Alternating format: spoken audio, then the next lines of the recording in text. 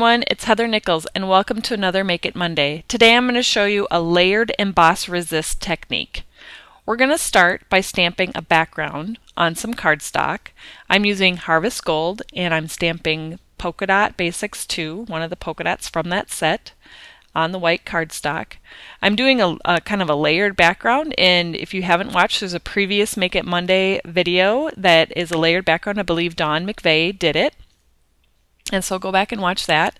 You can just stamp a regular background too. It doesn't have to be a layered one. But I stamped in Harvest Gold, and then I'm going to add the Background Basics Inspiration background in fine linen ink over the top of those polka dots. So this technique, you want to have whatever you are going to have show through your embossed images. So here's my completed background. And then I'm also going to stamp my sentiment because I want my sentiment to show through my images. So there's a little planning when you do this technique. You want to think about the images that you're going to be embossing and what you want to show through those images. And what you want to show through, you stamp first. What you don't want to show through, you're going to add later, which is what we're going to do when we ink. So this sentiment is from Movers and Shakers sentiment set, and I stamped them in Smoky Shadow ink. And now I'm going to add my butterflies, which are the images that I'm going to emboss. So I'm stamping these in Versamark ink, and I'm going to stamp 3. The first one I stamped, and it's going to overlap the sentiment just a little bit, and then the other 2 are going to be kind of more just on the pattern that we just stamped. You could have a lot of fun with the patterns that you have underneath. You could even just use pattern paper as well.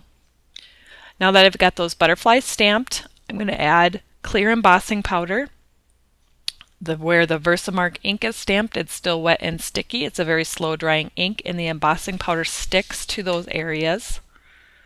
And then I'm using my heat tool to melt the embossing powder and emboss the image.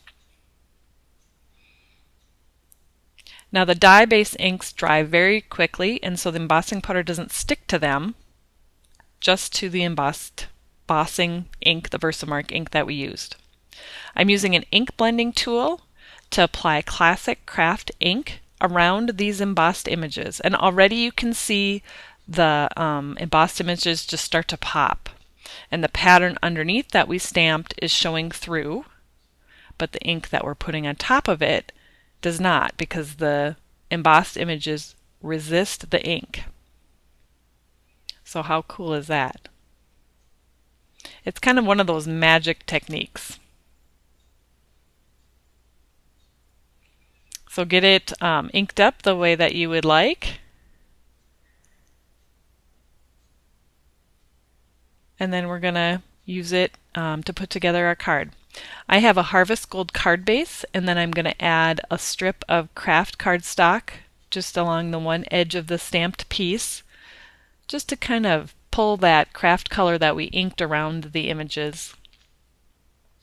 And then I'm using just a regular adhesive, and I'm going to stick it down to the card front flat. I make sure that I have enough so that it's going to lay flat, especially when you do embossing techniques. Make sure that you can get it down flat. I'm going to round the corners on the one side of my card. And here's my finished project. And now it's your turn to try out the layered emboss resist technique. Go to Nicole's blog, and there are all the details there on posting your projects and joining in, and the contest details. And thanks so much for joining me. This is Heather Nichols, and I hope you have a great week.